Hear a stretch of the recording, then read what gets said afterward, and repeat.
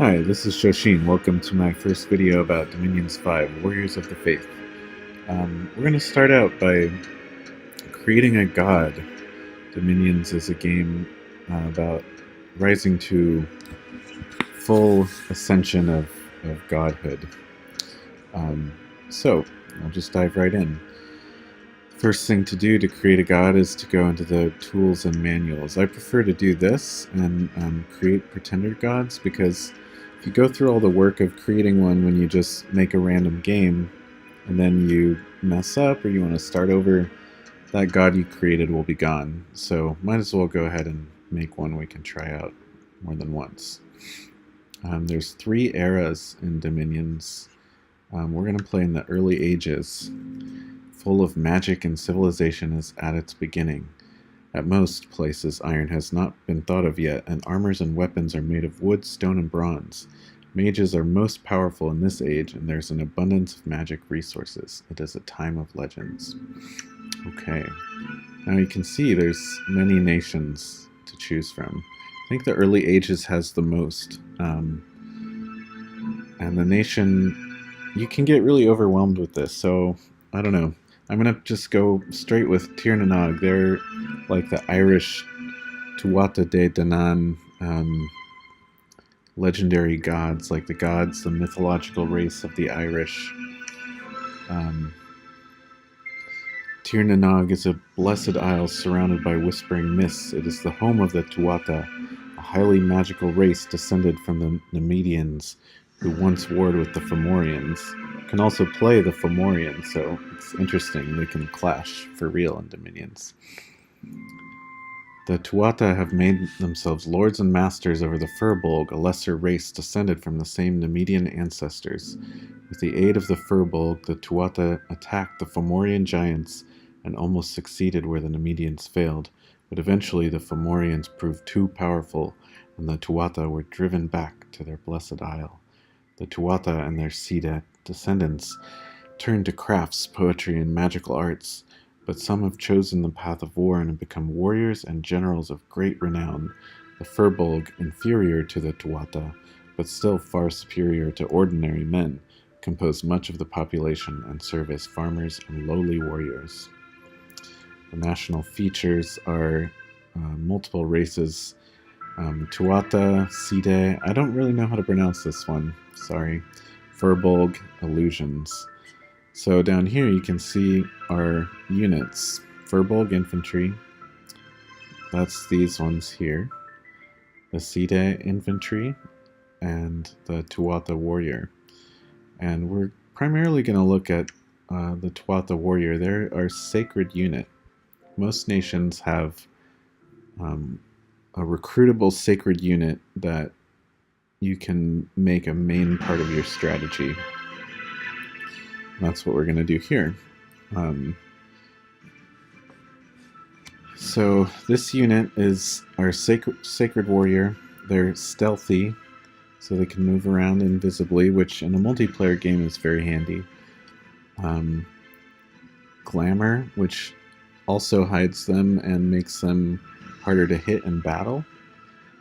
They have forest survival, which does what you think, and dark vision. So sometimes the battlefield will be dark, and this will prevent them from taking full penalties from that. They wield a golden spear that does magical damage. They also have javelins. They've got bronze armor and a golden shield. If we look at their stats, 10 is like the average, so all 10s besides size here. Size is average 2 for a human, so 10 is like an average human strength or whatever. Protection 10 is pretty average, but you can see hit points are above average, magic resistance, morale, strength, attack skill, defense skill is very much above average. They're hard to hit. Precision, and then speed. And you'll notice these top things, these are important in terms of how we design our god, because it will determine the number of warriors that we can recruit each turn. We would like to get the most of them that we can. So the key to these Tuatha warriors is they're hard to hit, so they can stay in battle for a long time. So that's what our strategy for this game is going to focus around. I could talk about the other units, but I'll just do it in the game. Same with the mages right now. I just want to focus on our main sacred unit and build the god, because we're going to focus on a bless strategy for this. One thing I want to point out, though, is that we have sacred commanders as well.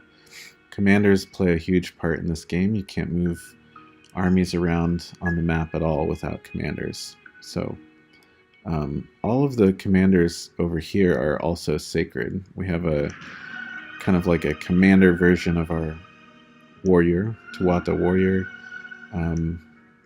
We have a sacred mage here, and then some mounted sacred mages that hopefully will do nice things in battle for us.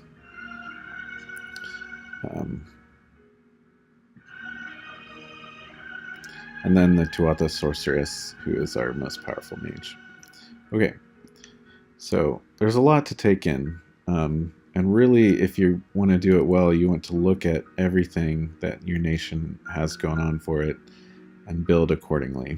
So, but mostly what we're looking at is we need to have enough gold, resources, and recruitment points to recruit as many of these Tuatha warriors as we can. And we want to pick a bless effects that will make our warriors very powerful. So in order to do a strong bless, well, okay, so now we're building our god of Tir Nanog. So we'll start at the top. We have a concept of design points. We have a certain number of points to spend to build our god, and we want to pick our physical form. There's like 4 tiers of physical forms, and you can see Dominion 1, Dominion 2, Dominion 3, Dominion 4. That's talking about the number here. Their Dominion power is like how they spread their influence across the map, how strong it is. It also influences how many sacred units you can recruit every turn. So we want high Dominion on our god. So we're actually going to pick from this top row, Dominion 4. The thing about the top row, Dominion 4, there is all of the pretenders up here are immobile. They can't move.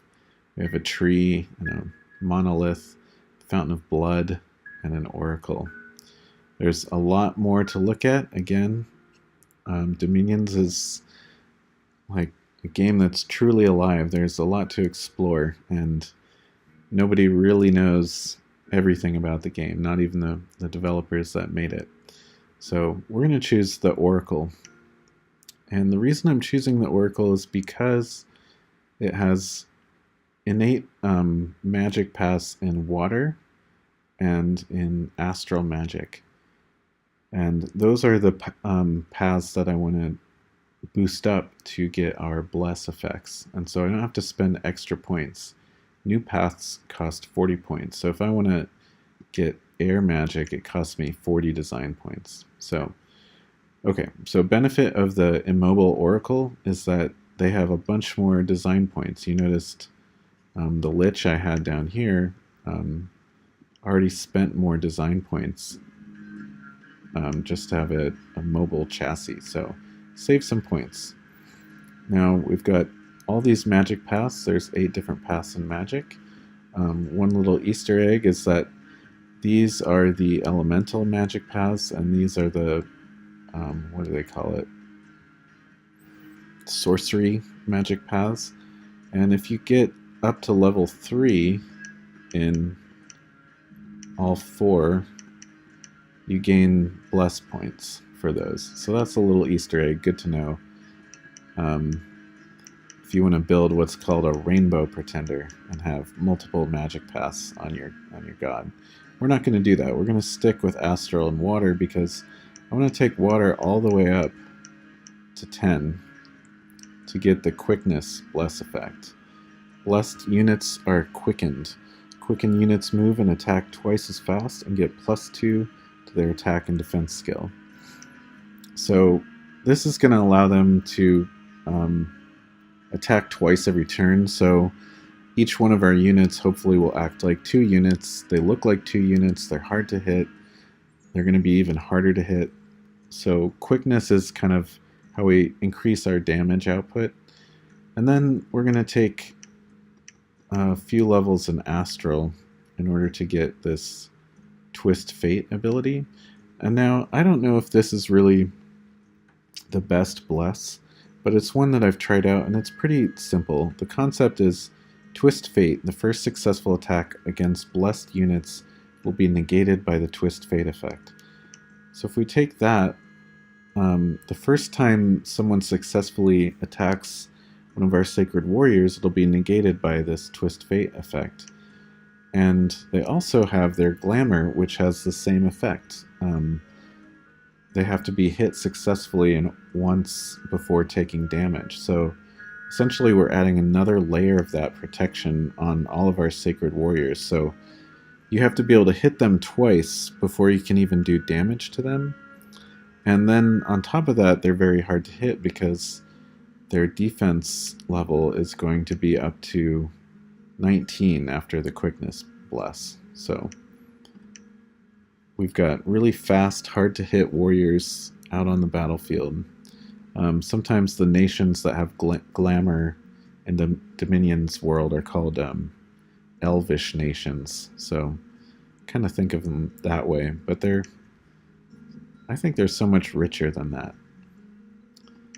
Okay, so we've got our magic paths, we've got our bless effects here, but now we're negative design points, so we have to fix that. One thing we can do is go dormant, which unfortunately in Dominions 5, that means that our bless effects here won't come into effect until our Pretender God wakes up from dormancy in about 1 year. However, our warriors are strong enough that we can do pretty well in that first year. You know, even the Bolg warriors are above average. So we'll be okay having our god be asleep for a year. Okay, we're still negative 15 points. So what else can we do? Well, that's this area here, which we haven't touched. We're not going to do a lot to it. Basically what you need to know is that there's scales that go up by 3 and they can go down by 3. So this is order and turmoil. Actually, we're going to increase the turmoil in our land a little bit. And we're actually going to increase the sloth in our land a little bit too, because, you know, 22 resources is actually not that much. Like an average warrior takes 10 resources. Our militia take 5 resources. So 22 is not that much. It's just slightly more than 2 average warriors. So I think we can handle having a little bit less resources. We can handle having less income. Recruitment points is something else. That's a new feature in Dominions 5. So we're also limited by that. But it seems pretty average again. Like nothing is out of the ordinary here. I've seen units that have in the 40s for recruitment points. So I think we'll be okay on that. So we're going to reduce these. So that gains us some extra points here. Usually what I like to do is try to find, once I get some extra points, I increase my Dominion and I try to find something that is equal to about 1 or 2 scales worth. But really we want more Dominion on our god. So I'm going to just go even higher. Let's see. Oh wow, we can get 0 points. That's pretty nice. That doesn't happen very often. I'm going to take this as a sign that I'm just going to pump up my Dominion to 9, hoping to pump out as many of our Tuatha warriors as we can. Maybe I just won't touch the other scales that much. Let's see. I think we're good. I would like to increase them, and there are strategies that focus on these even more. And it kind of affects your economy in the game, like how many people are there? How much gold do you have? How many units can you build? They do have a major effect in the game, but I don't want to get too deep into it. I think because the numbers worked out well, I'm just going to end it right here. And, well, here, I'm going to do one thing. So you'll notice that the events went up. So I'm going to increase our luck a little bit. I'm going to take turmoil all the way down. We're like a chaotic land, chaotic and uncivilized. We're, tribal Ireland. Heck, I wonder if we can even do this. It'd be lucky. So luck will help us get extra gems and extra good events. It helps offset the loss in gold here. If we have problems with our recruitment points and resources, well, so be it. I'll learn my lesson. Okay, so we're making our dominion, so we have extra luck, but we have sloth and turmoil. So it's kind of like a wild land. We have very strong dominion. So this is going to allow us to push these effects out into the rest of the world. So other nations are going to end up feeling chaotic and slothful as well. Okay, so we've built the god. Now we have to give it a name. That's always tough. Oh, I had a good one. But now I don't remember how to spell it.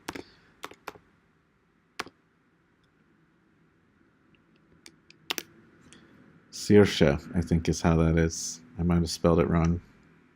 Okay. Alright. Well, we spent about 15 minutes building a god. We haven't even played yet, so let's go ahead and start. Let me create the world. Well, I'm not going to do a random map. Dominions 5 just finally released workshop support, so maps are now available in the workshop. This Bunyip one is one of the first ones that it has appeared. About 8 players, so I'll go ahead and we'll use this map. I'm going to call it TNN for Tir na Nog. Okay. To go through this again, early ages, pick the nation. Here's a nice thing. I'm going to put it on difficult AI. I'll make it too hard on myself. You can press the N key and just add players. So we've got 2, 3, 4, 5, 6, 7, 8. I'm going to make one of them an underwater nation for sure. You can say random water nation. Make sure we have at least one random water nation in there. And I think I'm also going to make sure we have the Fomorians, who are our enemies in the legends. We could set all of these if we wanted to, but I'm going to leave it on random, and we'll start the game. Down here you can click Load Pretender God. Oh, here, I had already built one. This one is spelled correctly, but I did it differently. So we'll go with the one that we just built. Okay, I'm going to keep random events as rare. There's a lot of setup with this game. Sorry about that. It really is worth it all, though. Just be patient. Okay, I am going to enable story events. I'm going to turn on score graphs because it's single player. I'm just going to increase these a bit just for fun. We might not even get there. And then Thrones of Ascension, this is the win condition. You have to capture all these thrones in order to win the game. Just going to leave this as a default here. And go ahead and play. You can turn renaming on. I'll do that. I don't know. I generally don't spend time naming my characters in this game, but I could. I like seeing the randomly generated kind of national and mythological names. Alright, finally we're in the game. Okay, so first turn. What do we got here? Here's our capital, Tir na Nog. We're on a coast. We've got some mountains. Looks like a volcano actually right next to us. Might be a special site, actually. Forest over here. Some hills here. The terrain makes a difference. Highlands have low income, high resources. Hinders movement. So everything makes a difference in this game. You can't take anything for granted. Forest, good resources, good magic sites. So this is nice. We've got some extra resources that'll come into our capital. And that'll help us with recruiting our guys. So we've only got 51 to spend each month. Right now we can only recruit 2 of our sacred warriors, so we're not even going to do that yet. But the goal here is our fortress will draw resources from the adjacent provinces. Unfortunately, water provinces don't count, so we're going to miss out on here since we're on the coast. But on the other hand, we're protected from that side as long as we don't see an underwater nation, or actually Fomorians can sail across the sea, so not as safe as you think you are. Okay, well, first turn, usually what you do on your first turn is you take your starting commander here, Conal. We've got a Bolg champion. He's just our kind of human commander. He's got pretty good stats, though. The Bolg are actually not too bad. Lots of great flavor text in this game. It's worth reading. I'm not going to spend the time to do it on here, but it's great. Dominions is great. So the first thing we want to do is create a prophet. A prophet spreads dominion like the pretender god, but at a slower rate. So we want a prophet. Generally, you want to make a prophet on your first turn. Sometimes you can make your spy into a prophet, so you can go into other lands hidden and preach and increase your dominion. But this is kind of a standard first move. Make your first commander the prophet, and then take your spy and check out the province you would like to conquer first. I would like to try to conquer this forest first, so I'm going to send the spy there. And then the next thing you want to do is recruit units. So click there. And I want to recruit my sacred units, but like I said, I can only get 2 of them. And we're going to wait. On the first turn, I want to beef up this army we have here. We have a starting army of 15 Bolg warriors and a bunch of slingers. And slingers might not sound that great, but these guys are actually pretty good. They have leather armor on, so they're not completely void of protection. They're wielding a dagger, so if they get into melee combat, they can fight back a little bit. And their defense skills above average. So these can act as like good screening troops that won't just break and run immediately like some other kind of wimpy stuff. So they're good to pump out when you just need extra guys around. They don't cost a lot. So we actually have pretty good just standard troops. So I'm going to recruit several of these. I'm going to get 4 of them. And I'm going to get, 5 slingers. So just to beef up our lines a little bit more. You notice we have extra recruitment points left over. So it doesn't seem like right now, at least, the choice we made of taking a hit to recruitment points is affecting us. However, resources might be. It does feel like I wish I could recruit these right away. Okay. The other thing we want to do is recruit a mage to start researching. Now again, there's a lot to look at. I could talk about each one of these for 5 minutes or more, but we'll just go ahead with our first turn. Usually on the first turn, the mage I want to recruit is something cheap because we don't have a lot of gold. And also, we only have 2 commander points. So our sorceress here takes 4. That'll take 2 turns to finish recruiting. Plus, I don't have the gold. Our Re also is 4 commander points, so this takes 2 turns to finish recruiting.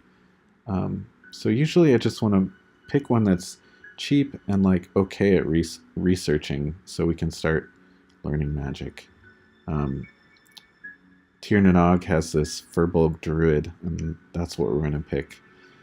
He starts with one path in air magic, and then we'll get a random magic skill, 100% chance to get either water, earth, or nature. So these guys will be good to research, and then also we can start sending them out into the world and searching for magic sites. Okay, so recruit one of those guys. Oh, that means we're not going to get our last slinger, but that's okay. You see this -1 resources? We can still put this guy in the queue, and he'll eat up 1 resource this turn, and then 1 resource next turn. But we can use up our recruitment points, so if we... it doesn't matter. There's a lot of options in this game. A lot to learn. Okay, that's it, really, for the first turn. We'll do this first turn, and then we'll do 1 more turn so we see a battle, and then I think I'll end this episode and put it up or watch it, see if anybody cares, and if they do, maybe I'll keep on going. Alright, so we'll hit end turn. Okay, proclamation from Tir na Nog. Alright, we proclaimed our prophet with our misspelled Sirsha. Okay, Riordan, we have our druid, got a path in nature. So I'm going to go ahead and pick the area we want to research. Looks like we already have evocation level 1 and thaumaturgy level 1. Get 9 research points per month right now. We're going to go for alteration, because we can get bark skin.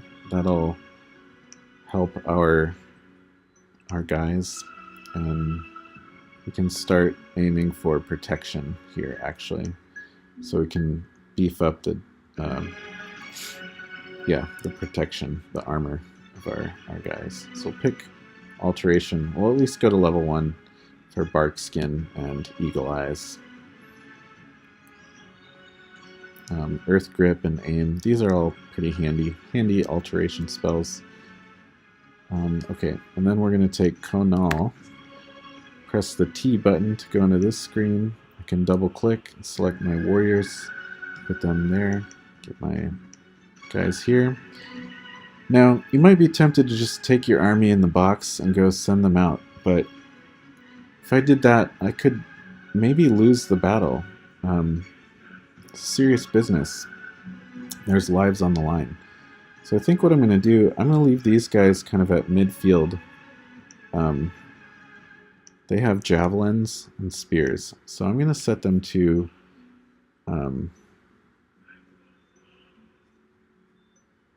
fire.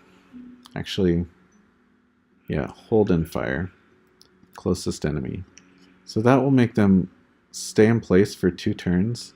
And then they'll walk forward and try to hit people with their javelins, and then they'll enter into battle. The reason I'm doing that is because keeping your guys alive makes a big difference in this game. It's a lot about efficiency, so I don't want to go waste lives for no good reason. So the idea is you can beat the enemy just by breaking their morale. They'll run away. It doesn't matter if you slaughter all of them. So my aim here is to break their morale by just hitting them, pelting them with stones. I'm going to put the slingers up here, and I'm going to say fire and keep distance, closest enemy. So that hopefully they'll throw some rocks, and then they'll retreat back. The enemy will advance. So they'll throw rocks, enemy will advance, these guys will retreat back, and then the enemy will come into range of the javelins. They'll fire their javelins off, and then maybe we'll get into some melee fighting. But hopefully they'll be running away. And another thing that will help is our prophet, who's now a holy priest, level 3. So he will be blessed. We don't get any of our bless effects yet because our god is asleep. But we do get 1 extra morale. But we're going to have them cast spells. I'm going to cast specific spell, Watery Death. We're just going to spam this. Actually, first turn I'm going to cast Sermon of Courage. Just to extra boost to morale. It'll help, just in case.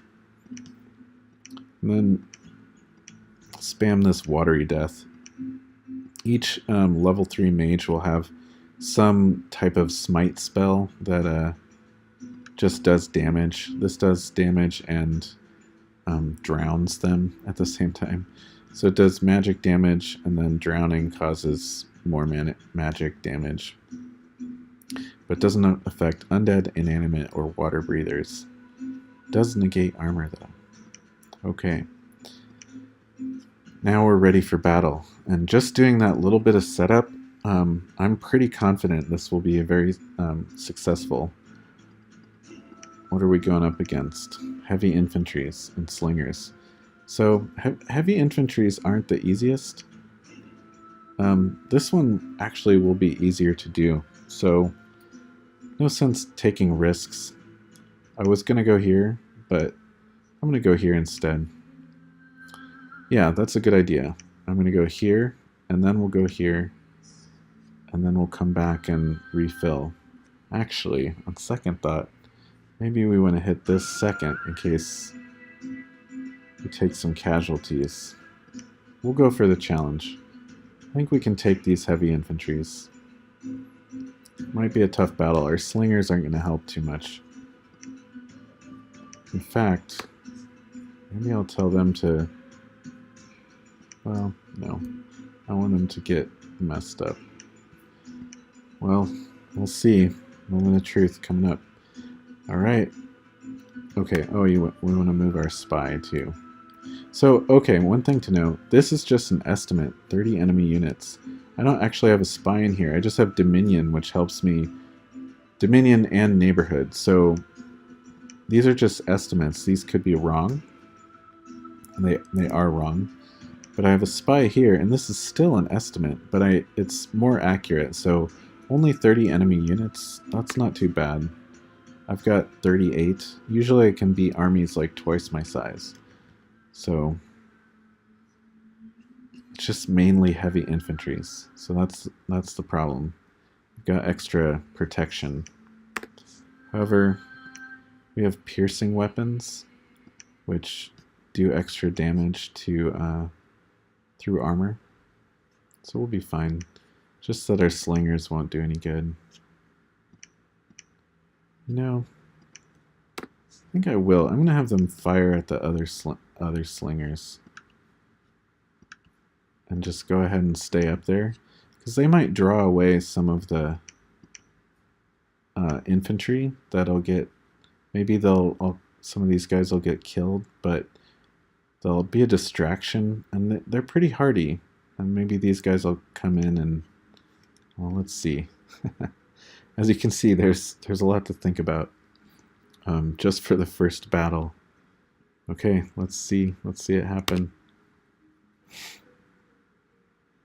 Okay, well, I know I won because this is our flag, and we had an event happen there. But let's watch the battle. So, Dominions, you only get to watch. Okay, I press spacebar so we can pause. But it's so satisfying to watch these battles. You can zoom way out.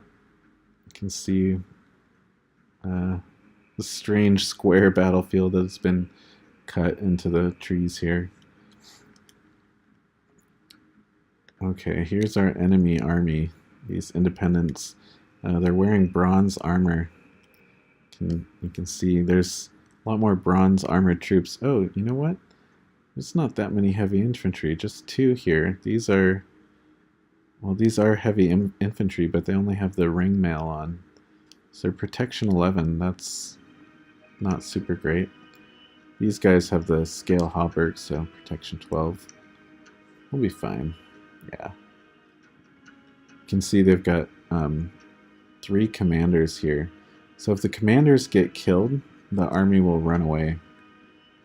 We've got their slingers over here.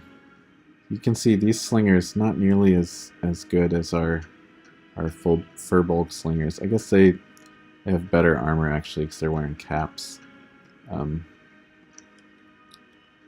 But unfortunately our slingers are on the wrong side of the battlefield.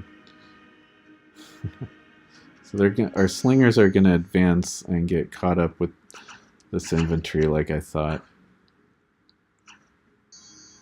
I should have kept my original battle strategy probably, because in that case they'd be firing at these guys, and about now they'd start running away. They'd start running back over here, and then they'd be out of range, and our spear guys would engage, which is what I wanted to happen. Oh well. So you get to see the consequences of my poor tactics. My poor slingers are going to get beat up. Yep. Meanwhile, my warriors are being bullies, just outnumbering these stragglers here. But you can see that the slingers did work as an effective screen. And now they're coming in and just eating up their flanks. Probably going to run away. Oh, you notice the watery death being cast? Let's see, you can inspect the unit if you press V. You can see this battle log, which is really nice. This is a new feature to Dominions 5. Conal casts Watery Death, penetration roll 11 plus 10, so it's a base 11 penetration, rolled a 10. Anyways, the infantry failed to resist, and I did 15 points of damage. Alright. They're running. Except for these commanders. Oh, now they're running. If I click on them, you'll see their morale is red. So they're currently routing. So I've won the battle already. None of my guys routed. Did take some casualties on the slingers. Hopefully I didn't lose any spearmen. Maybe it'll pay off. Okay, watch them running across the field. Oh, you can get killed by friendly fire, by the way, so you just have to learn to accept that. It's part of the world of Dominions. Okay. Our prophet killed 2 with Watery Death. Our slingers killed 5. That's better than I expected, actually. We lost 6 of our slingers, though. Too bad. Bolg warriors killed 11. Took 1 casualty. We had 7 casualties. They did 7 kills, so no friendly fire. I lost someone to a slinger. Alright, well, that is the first 2 turns of Dominions. And you got to see Pretender creation. You didn't get to see any of the bless effects, so we'd have to really keep playing, so you do. If I make a second episode, I'll just try to roll quickly through the opening year so we can get to the bless and really see what happens with that.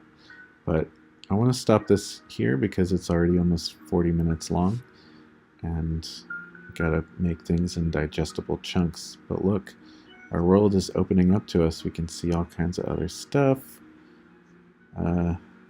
It's exciting times here in the land of Tir na Nog. Okay, well, this is Shoshin signing off. I hope you enjoyed it. Please let me know what you think. All right.